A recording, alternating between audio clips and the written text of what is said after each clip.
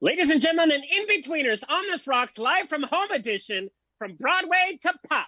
We have actor-singer Erik Altemus here to chat Pippin on Broadway, theater during quarantine, shirtless selfies, and his new album, These Days. With my guest co-host with his pop culture report, model Stephen Dehler, and me, not a model, your favorite host with the sassy most. So raise a glass and let the drinks begin.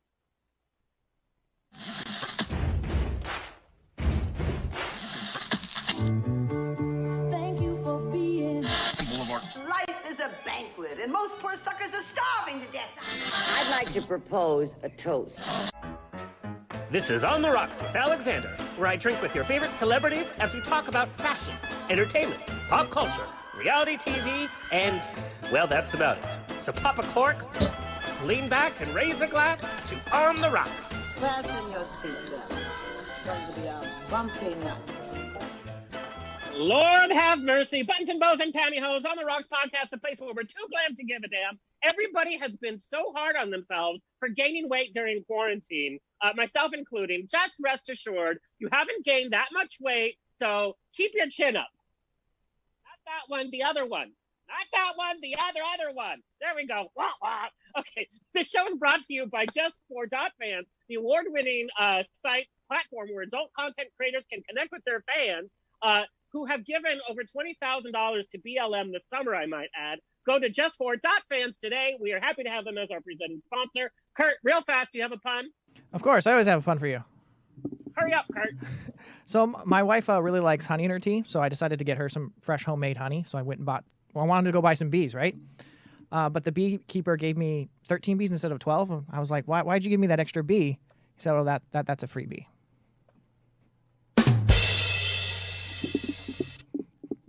Where do we go from here? Kurt, let's just end the show. That was awful. I'm so sorry. You know you liked it. You know you liked it. I liked it. No, I like the Halloween one, boobies. But freebie? No. Boobies, Okay, how's that anyway. go? I'll tell you later, Kurt. It's a straight joke. Okay, this show is presented by Straw Hat Media. You can watch and or listen to our over 230 episodes at ontherocksradioshow.com. Hello to our listeners around the nation on every major podcast platform, including iHeartRadio, Pandora, and now Amazon Music. We are on the Facebook pages of GED Magazine, I Love Gay LGBT, and of course, our very own On the Rocks Radio Show Facebook. We are now streaming live, or you can binge watch us on Apple TV, Roku, and Amazon Fire TV. Just download the Outat.tv app for free today. Follow us wherever you catch your podcasts or your fun videos. Leave us a comment. Say hello. Like us on Twitter and Instagram at On The Rocks On Air. Send me an email. Book me for a funeral, quinceañera, bris. I don't care. I will zoom in and entertain you. You can email info@ontherocksradioshow.com. Send us your questions and comments and nudes. Boop, boop. You can't even imagine some of the... by the way, thank you. Metro Source, National Magazine. You know, Alexander, I got that one. Yeah. I got that pun. You missed it. Oh, you think? Oh. You missed it. I got it. Okay. 10 hours later. He had me on mute. I was like a beekeeper. Wow, he is blonde, ladies and gentlemen. Anyway, get your latest copy of Metro Source Magazine, the national magazine, on newsstands or online at metrosource.com. Check out my interviews this month with Star Trek Discovery's Wilson Cruz, What We Do in Shadows, Harvey Guillen, and HGTV's Orlando Soria.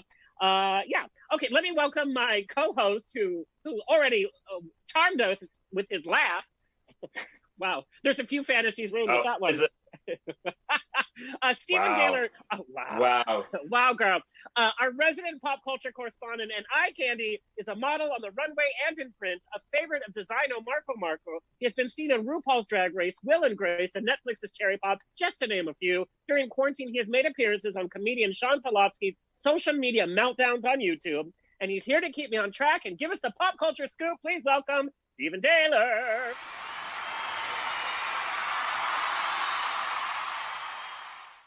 Hey, girl. What? No, I think I was on mute, and I actually had answered his pun correctly, but you didn't hear it.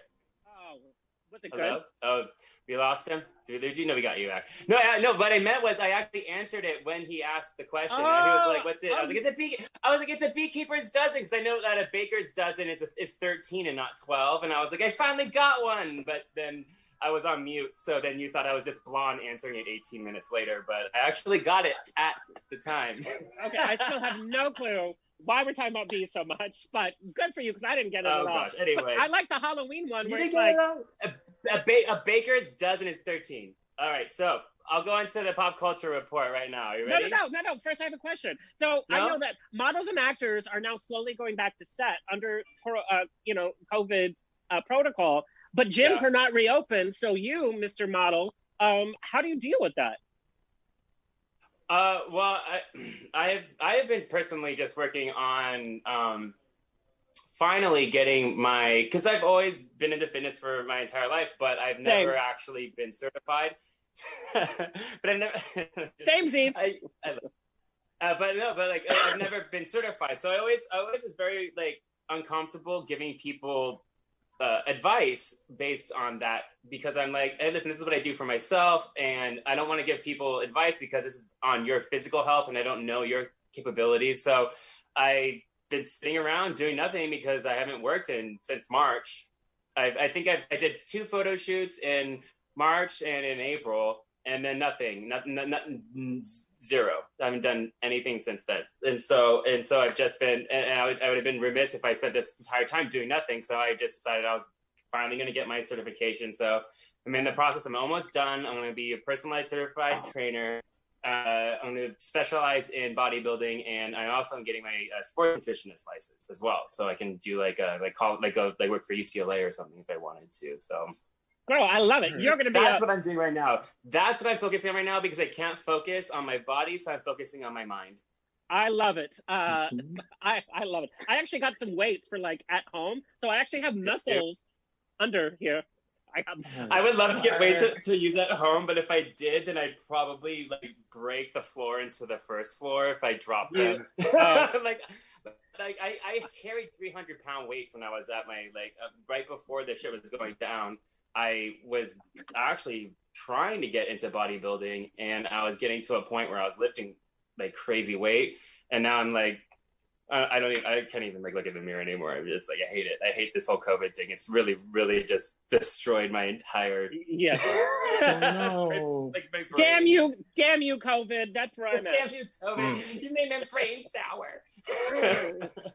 Okay. Back in LA from his recent move from the Big Apple, Erik Altemus, with a talent as big as his eyebrows, has worked in film, television, theater, and music. His sound exists in both musical theater show tunes as well as the world of alternative pop.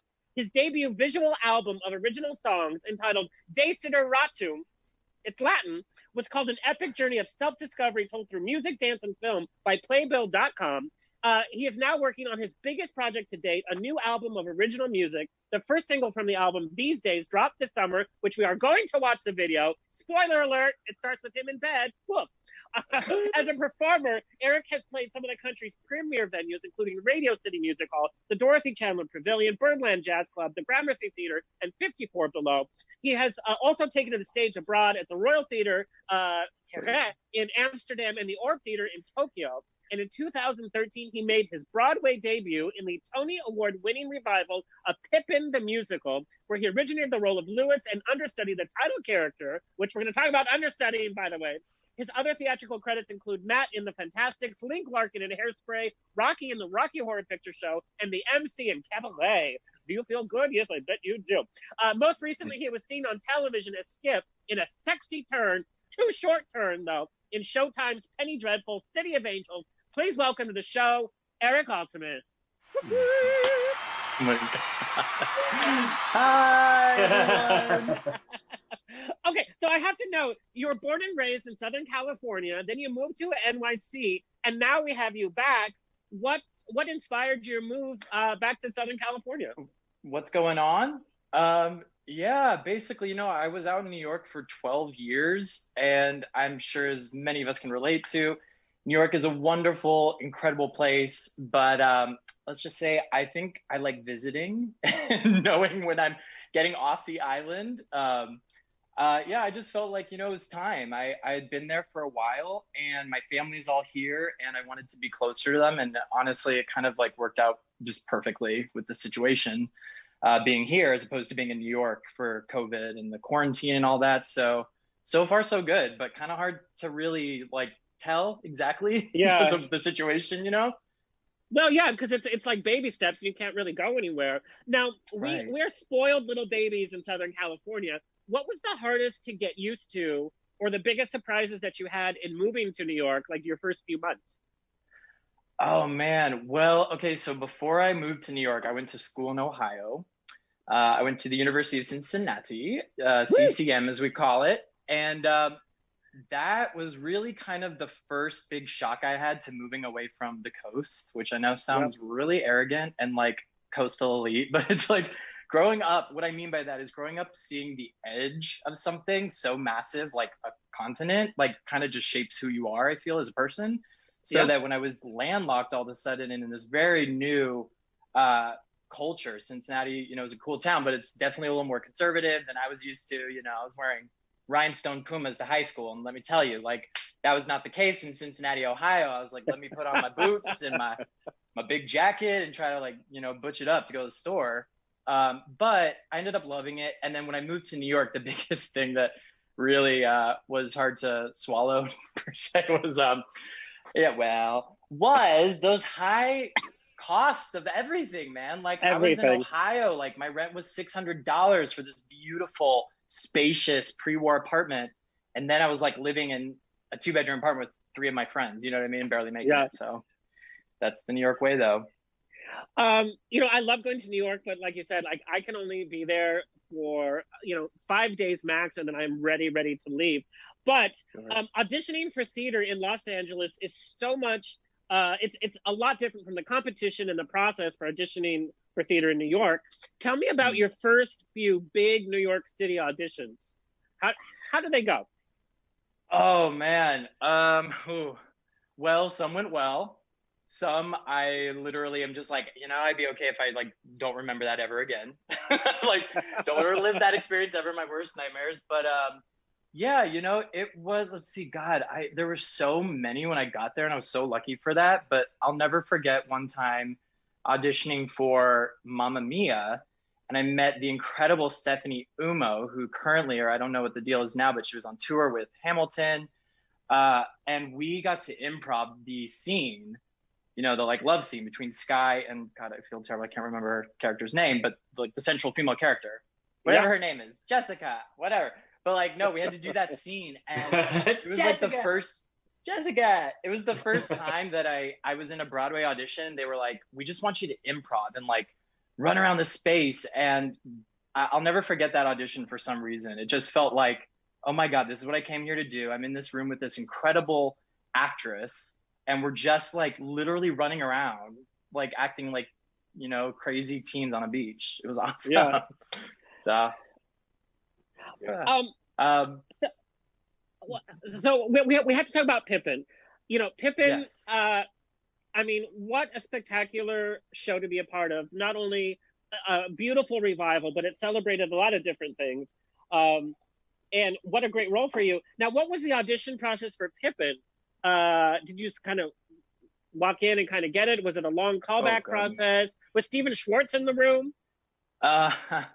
Well, he wasn't initially, but yeah, no, sorry, it's so warm all of a sudden. But It's my Latin heat. I think it's you, Alexander. I'm just like, It's my Guatemalan-ness. woo. No, what it is Guatemalan. was like the 90-degree weather that we had today. That's all of a sudden Oh, kicking God, in. it's But awful. yeah, no. So my first couple auditions for Pippin were pretty crazy because at the time I was doing a show in Chicago, and I was doing Hairspray, and I got this request for a self-tape from my agents, and I had kind of heard that this show was kicking around. And so when I got the appointment, I was like, oh my God, here we go. I really got to dive in. And this was a couple of years. This was back in 2012. And, you know, Occupy Wall Street had just happened. Oh, yeah, and oddly, that's right. I had found myself involved with that kind of just on the, you know, fringe, but I would go down there with friends and like get involved with some protests. And anyways, when I got this material, that was like the first big connection I made, like as far as like how I was gonna like act it, was like using that passion that I felt to make change down there in the scene work. Because basically Pippin's like, hey, like I want to, you know, like what's my purpose? I want to do things fully and